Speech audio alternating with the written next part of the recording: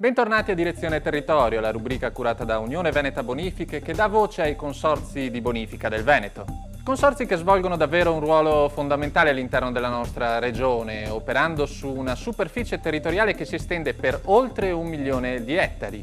Un lavoro che deve fare i conti con le piccole e grandi problematiche di ogni giorno, come gli allagamenti, un problema cui è particolarmente soggetta la nostra regione a causa dell'eccessivo consumo del suolo. Infatti negli ultimi 20 anni il Veneto ha assistito a una crescita del 27% del territorio urbanizzato, con la conseguente perdita di territorio rurale che ha messo in difficoltà l'intera rete di scolo.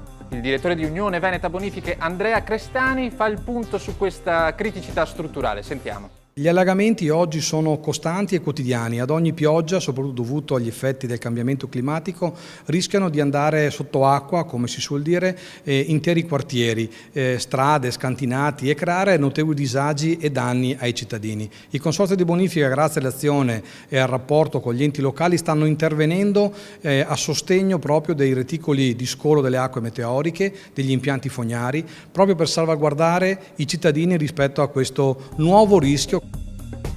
Lo sguardo dei consorzi di bonifica è sempre proiettato verso il futuro e in tale direzione infatti va lo sforzo effettuato dai consorzi per garantire sempre maggiore sicurezza ai cittadini. Sentiamo in proposito il presidente di Unione Veneta Bonifiche, Giuseppe Romano. Nel futuro dei consorzi di bonifica ci sono due grandi obiettivi. Il primo è dare seguito alla legge 12 del 2009 per una razionalizzazione delle strutture e dei processi dei consorzi di bonifica. Il secondo grande obiettivo dei consorzi è di fare sinergie, di fare squadra con il territorio, quindi con le amministrazioni comunali, attraverso convenzioni, attraverso programmi, per dare quelle risposte alle criticità che spesso e volentieri leggiamo anche sui giornali. Questo deve essere e sarà il nostro grande obiettivo da qua ai prossimi anni.